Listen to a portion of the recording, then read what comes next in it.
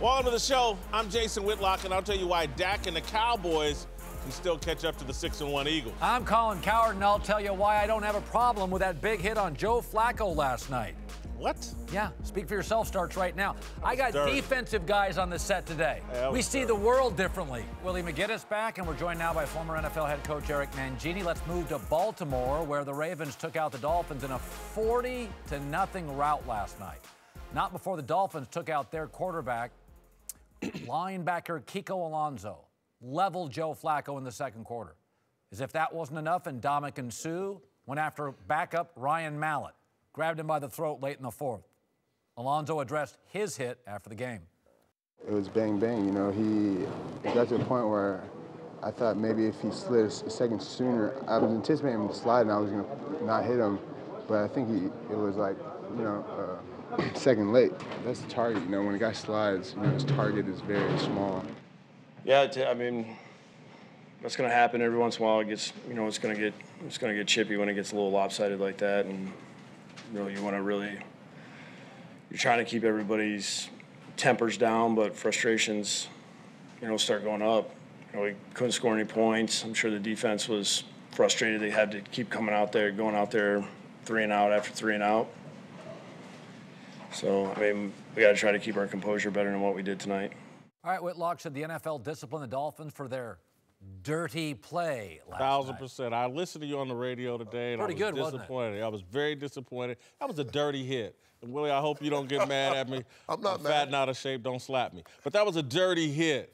And it was a pregame decision. Oh, that pregame decision? We're attacking the quarterback. Yeah, that's a Kiko pregame. The man slid. There's no reason to do that. That play is being eliminated from football. He needs to be suspended for a game. Wow. Cam 6'6", Flacco 6'6", Big Ben 6'6". Been talking about this for weeks. They're awful sliders. They slide a second late. Their torso's available. You're asking an aggressive linebacker. You know, they have rights, too, on defense. They don't get marketed. Not those anymore. They don't get marketed. They don't get promoted. By the way, top 10 jersey sales came out. All sorts of diversity. You see this? White player, black player. Big school, small market, big market. You know what you don't see in that list? One defensive player. Not in the top. So I work as hard as you do. I don't get marketed, promoted, paid.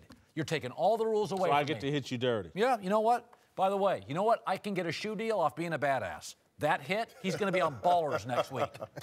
You don't think defensive players have rights too? None? Not anymore. Okay, well, there's your rights. I'll be on Showtime next week. I'll be on HBO. That's what defensive players want. When you was my defensive coordinator and my defensive back coach, what did you always tell us about the play? Finish what? Finish the play. Yeah. Finish the play. He was my coach in New England. Finish the play. There are milliseconds between each play.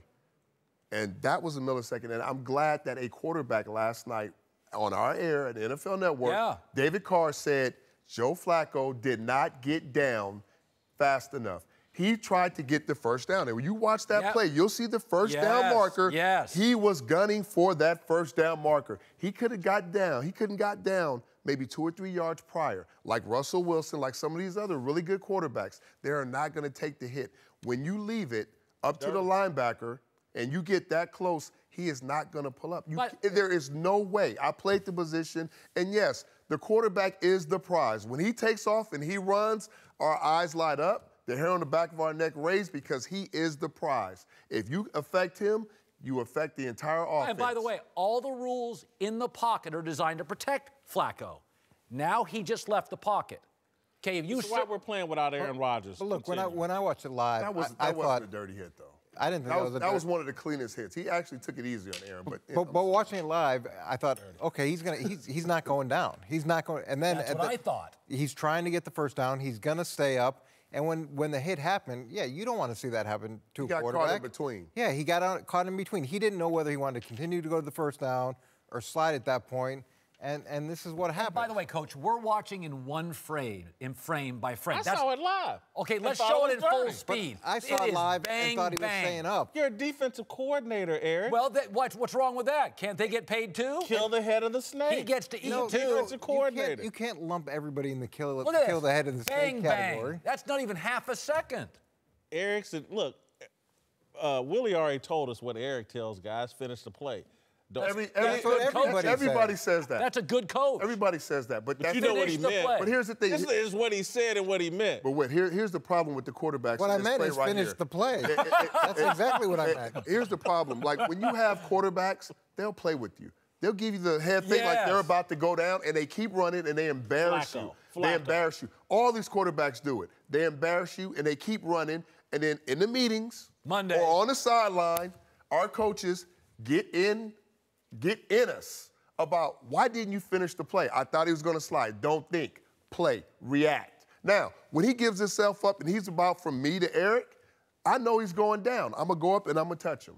When it's from here to here, I'm finishing the play. And that's what it was. When you watch this play, he was undecided whether he was going to go down or continue. You ever been on a freeway and you see a motorcycle? It's legal. But that's going between the cars? But the 405 is for cars. If you want to get on the motorcycle, that's a physical risk. That pocket, you're a quarterback. That pocket's designed for you. That's your child safety seat. You take the strap off and you roll outside, that's not your territory. That's linebacker's territory. Even the rules change on where you can hit a quarterback. Listen, I agree in theory in what you're talking about. But where the NFL is today and what they want for their quarterbacks and what they want for their television show is to eliminate those kind of hits, and that's why I would suspend this dude for a game, and I would heavily fight. The refs could have. The refs blew it. But New York could have called down as well when they called the flag if they thought that was the case. Now, he probably will get fined because there was a flag, and we're making a big deal out of it, and Flacco left the game and all those other different things, but now the call comes from New York, so it's not just the referees. You have a committee. And they didn't. You have a committee that can make that decision, and they didn't do it. It was two bang. And when he stood up, an offensive lineman came through and decleated him. To our nation's capital, where the Redskins will host the Cowboys Sunday. Dallas is 2.5 games behind Philly in the NFC East and has been struggling to overcome distractions surrounding Ezekiel Elliott and the national anthem, but they're coming off their best game of the year and still have 2 matchups against Philly. Cowherd, do you believe the Cowboys can catch the Eagles? Yeah. I mean, Carson Wentz could get hurt. I mean, it's pro football. Jason Peters got hurt. What if Lane Johnson gets hurt? We don't have to go any further. Jason Peters has gotten hurt. That's why I think the Cowboys can catch him. But I would say this. I don't think they will, but I will say this. It doesn't happen very often, but we are, for the only time in a long time, underrating the Cowboys. I actually think they're a really good football team. In fact, there's a Las Vegas poll. Pregame.com has a Vegas poll, and it's a power poll, and I trust it more than AP, USA Today. They have Dallas 5th. Dallas is a real football team. Lead the NFL in rushing. They were very clunky to start. They had injuries on the O-line, but I watched Dallas last week, and that defensive line, and I'm like, this is a really good football. If Eric, if you were back in the league and you had Dallas, and you would say, I have a pass rush? They do. I have a great O-line. I have a Hall of Fame tight end. I have a promising young quarterback. I have a running back that's a star. And by the way, when Sean Lee's on the field, my front seven's fantastic statistically. Dallas is going to win 10 games. I 1,000% agree with you, but the reason why the question is phrased this way is because I think that Eagles' Jason Peters' injury is going to make them vulnerable. I agree with you 1,000%. The Cowboys are an ascending team. I think they're going to beat up a Redskins beat-up offensive line and take out Kirk Cousins. And, yeah, I expect the Cowboys to be right in the thick of this and probably win the NFC East. What I don't know right now is what Carson Wentz is going to do. So last year at the start of the season, he started off on fire. And the Eagles started off on fire, and then they finished the end of the season, and it was constantly declining. So the big question I have with them is, are we going to get the Carson Wentz that we're getting now through the course of the whole 16 games, or is there going to be another dip that happens? Can I help you answer that? Okay. Well, last year, Carson Wentz, he was a rookie, and we understood, but the weapons around him, top of the league at drop balls at their receiver positions, they went in and they addressed that. They brought in receivers. They also went in and got LeGarrette Blount, who walked in the door with 18 touchdowns.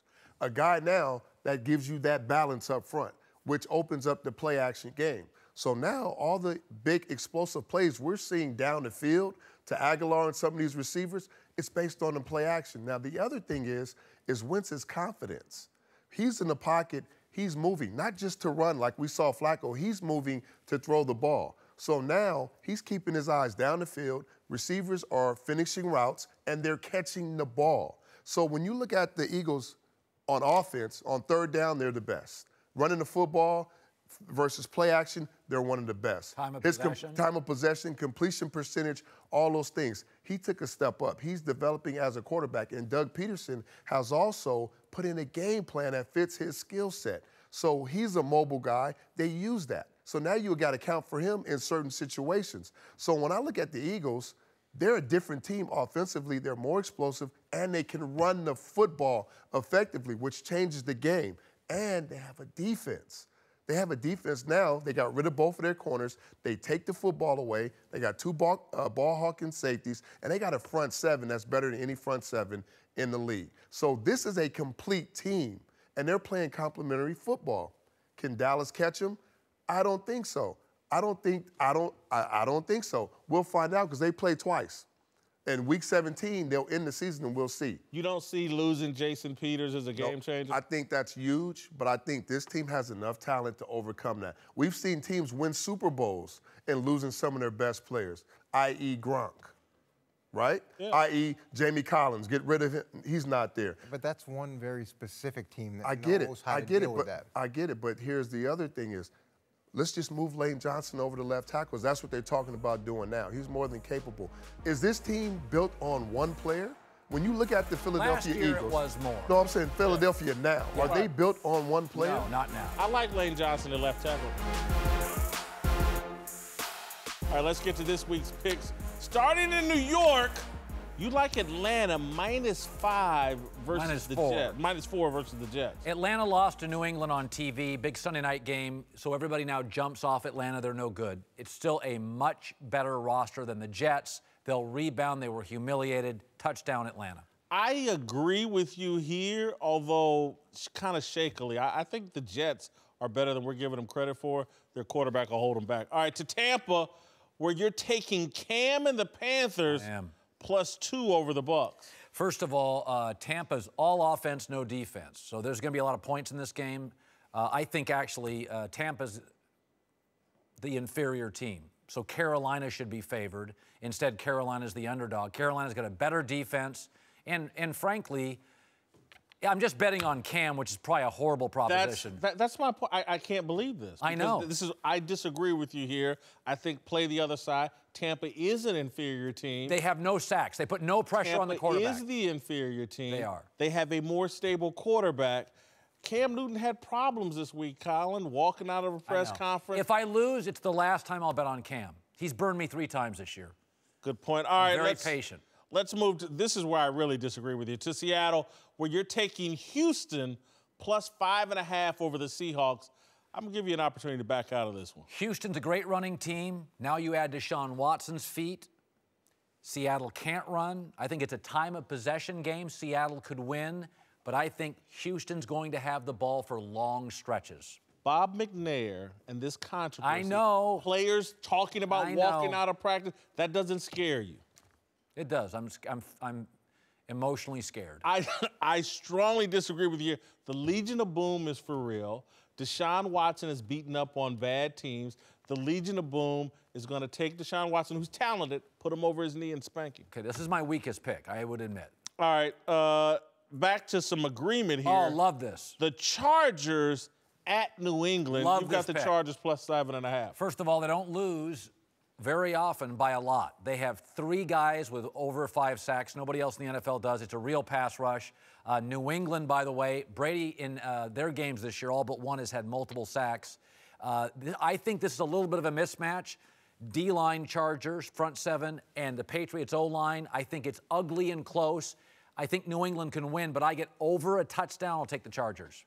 Awesome pick. I totally agree with you. The Chargers, Bosa, Ingram, their pass rush, going to be a problem for Tom Brady. They'll figure it out and win, but I just don't. 7.5, no dice. All right, our final play. Love it. Dallas -2.5 at Washington. Washington's beat up. All on the offensive line. Short week. Washington's beat up, and Dallas is an underrated team with now a real pass rush. I haven't given out one of these in a long time. This is my pay your mortgage pick, Colin. Really? Dallas. My mortgage? Pay. No, my mortgage. You're going to pay mine? Why don't you make 2 of those a week? Welcome back. Joined now by Fox NBA analyst Jim Jackson, 14 years in the association. Founder of the big league, Jason McIntyre. Moved to Lonzo Ball, who turned 20 years old today. Lonzo got an early birthday present this week. Lakers down the Wizards. How about that? After Washington's Marcin Gortat promised that John Wall was going to torture the rookie. That didn't happen. Lakers coach Luke Walton says he used the trash talk to motivate his team. We defend each other. So if people want to talk about our players, we should be offended, and we should go into that game and we're telling ourselves that's not all right, and we're not going to stand for that. We're not just going to, we're not just going to bend over and let that happen. So I don't know if that was part of it, but our guys were much more locked in tonight.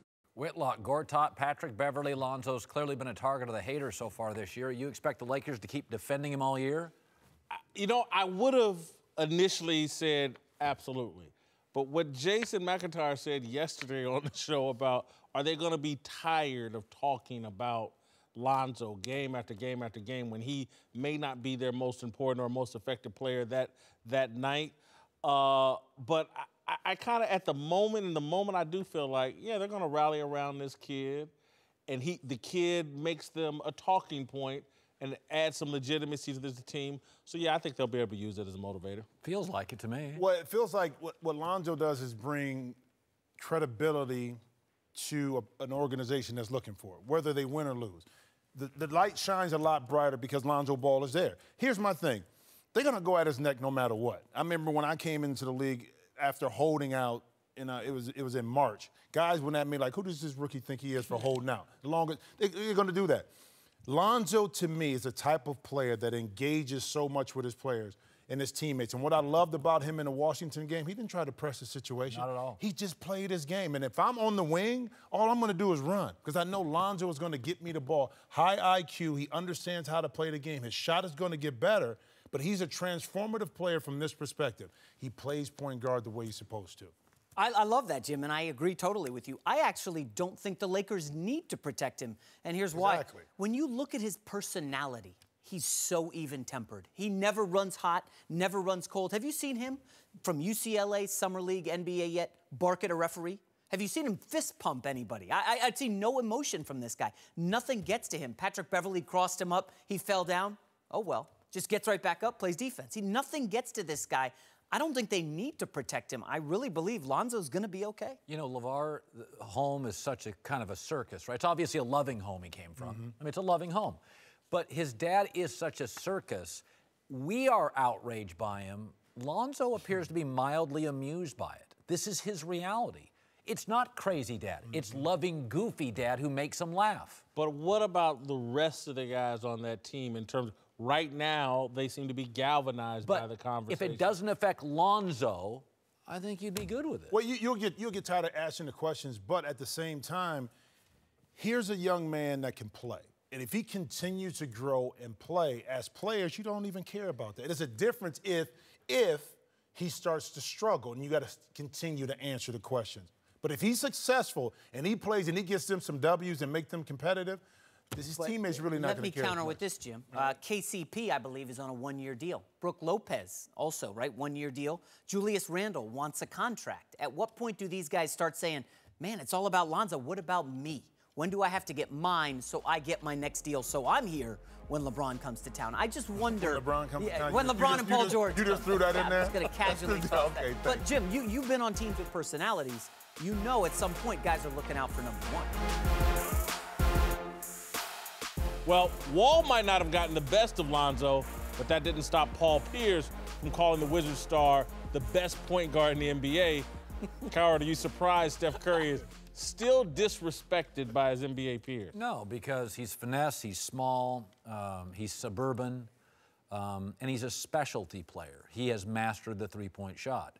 And, you know, I get it. I was joking with the guys earlier today. If there was a room full of billionaires, and Bill Gates is, you know, they're all these rich guys. And then there was one guy in the room, and he was actually the richest guy, but he just invented, like, Velcro.